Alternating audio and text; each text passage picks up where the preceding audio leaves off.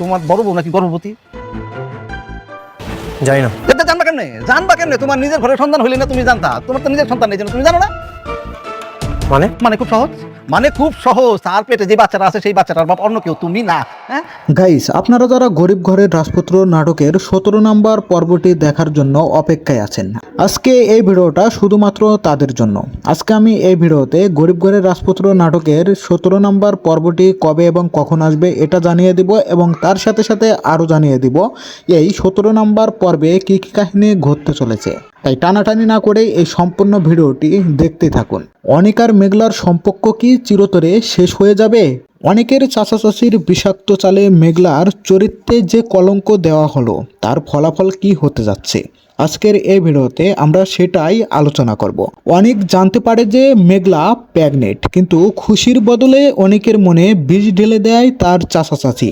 অনেকের চাচাচাচি অনেকের বাড়িতে গিয়ে তাকে বুঝিয়ে দেয় যে মেঘলার পেটের সন্তান অন্য কারো। এই মিথ্যে অপবাদ অনেক বিশ্বাস করতে শুরু করেছে, যা মেঘলার জন্য এক বিশাল বিপদ।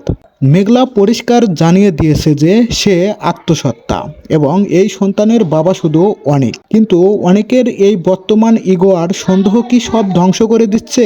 আগামী পর্বে আমরা দেখতে পারবো মেঘলার অফিসে গিয়ে সবার সামনে তাকে অপমান করবে এবং বাচ্চার পরিচয় দিয়ে প্রশ্ন তুলবে। মেঘলা তার সততা প্রমাণ করার জন্য ডিএনএ টেস্ট করার চ্যালেঞ্জ নেবে।